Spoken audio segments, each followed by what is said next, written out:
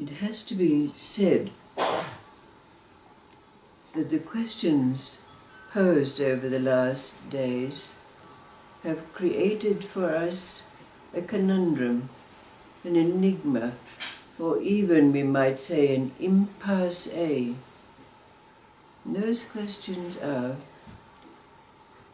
where are we, and what is it that's present when our karma has been burned, our conditioning has been stripped away, and our belief systems dropped?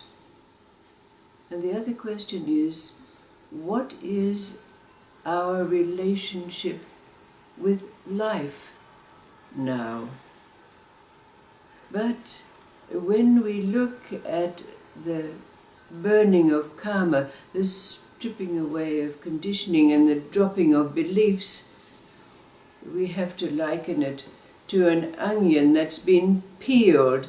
And when an onion's been peeled, all that's left is the space where the onion has been, maybe with a faint whiff of the onion wafting in from time to time. So, recognizing this space as nothing, we have to ask ourselves, how does the space, how does nothing have a relationship with something, the something of life, the events, experiences, constant movement?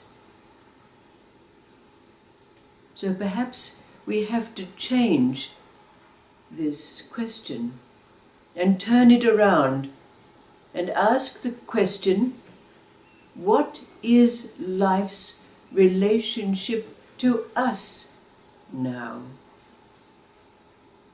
How do the events, the experiences of life relate to the space where the onion has been? There are several stories.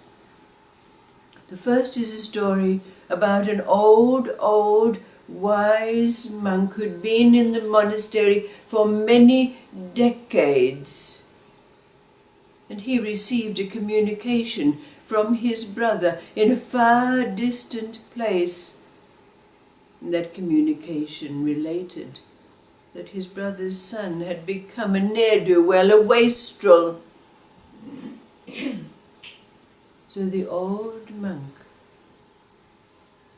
took it upon himself to make the long and arduous journey to where his brother lived. Arriving at that place, he was welcomed by his nephew, and he spent a few pleasant days with him. But not a word was spoken about life, changing, advice, teachings. No spirituality, no sutras were imparted. And finally the day came for the old monk to leave. And as he was leaving, he turned to his nephew and said, "Nephew, please, would you help me to tie my straw sandals for the journey?"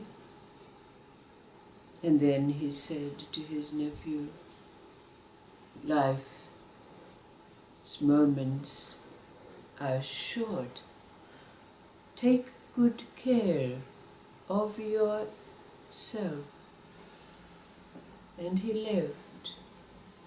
The communication received by him from his brother later was to relate that his son had completely turned his life around, no longer a wastrel and a ne'er-do-well.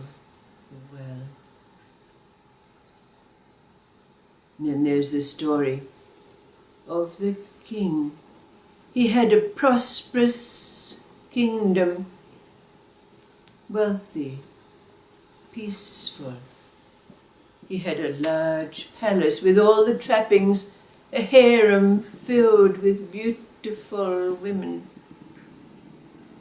But his whole life was blanketed by the fact that he was impotent, unable to pass on the heir that he so dearly longed for to maintain his kingdom. Soothsayers, physicians, magicians were called to no avail. No cure was to be found. But then one day it came to the ears of the king that an old hermit, fakir, had come to the borders of his kingdom, and it was said that this old fakir could cure any illness. So the king, in disguise, made his way to find the old fakir. When he arrived and related his problem, the old magician said to him, "Yes, certainly." And he took down a vial from his shelf, and he drank. He quaffed 2/3 of the vial and passed the remainder to the king, saying, "Be very careful. Take only 1 drop the first night, another drop the second night, and a 3rd drop the 3rd night." So the king, taking the vial of this liquid home with him, with great hope in his heart, taking the first drop the first night, he began to feel life entering into him again. The second night, his loins quivered, and he became like an ordinary man. The 3rd drop on the 3rd night made him the consummate lover. Days afterwards, with great contentment and procuration, he enjoyed his life. But then, when things became peaceful, he thought to himself, how was it that this hermit was able to drink 2 sections of this vial, and he only took 3 drops and became a tiger? So he decided to go back to the old man and ask this question. When he returned and posed the question to the fakir said, "Certainly, I will be glad to tell you my secret. But first there is a greater problem to be dealt with, because I can see who you are. I can also see that you are going to die tonight. And my business is to try to help you." So he took down a vial from himself, identical to the previous vial, and poured it down the king's neck, and sent him on his way. The king, with legs quivering, shaking, and a heart full of fear, hastened back to his palace. And when his harem of women came round, he brushed them aside, "Get out of my way," and told his servants to leave him alone. And he went to his chamber. But as he climbed into the satin sheets, they felt like needles pricking his skin. He tossed and turned and sweated.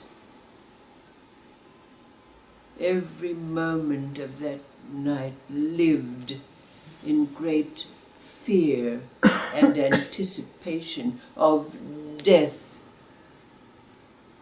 But then the sun came up and filtered through the shutters of his window, and he thought to himself, I'm not dead. The fakir has saved me. So he hastened back to the abode of the old hermit.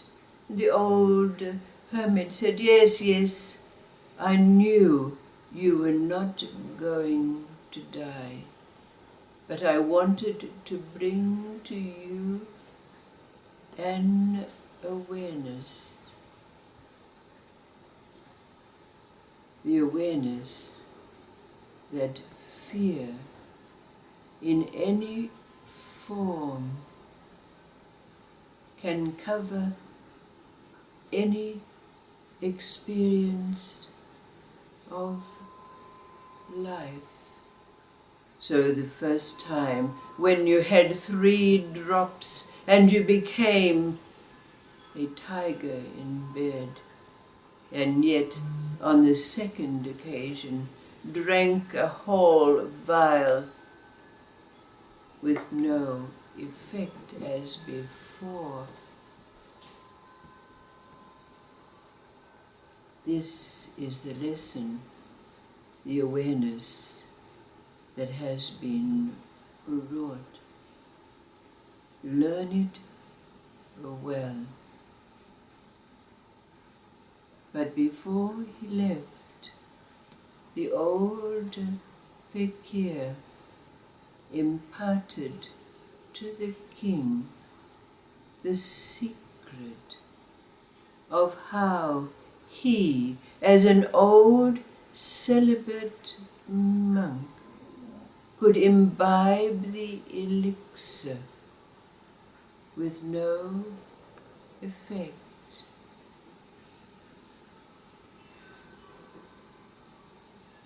The king learned his lesson well. The question that arises from this story is, what is this secret? What is the answer to the question, what is life's relationship to us now? The space where the onion's been, sometimes called nothingness, egolessness, selflessness. But by any description, it's a space. What is life's relationship? The events, the experiences, the constant input of life to us now.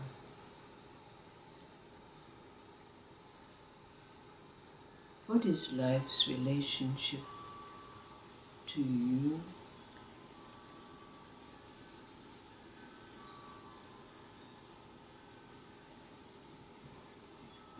Having explored what the space contains. Intense presence, absence of judgment, no expectations, receptivity. Now the question is posed: what is life's relationship with us now?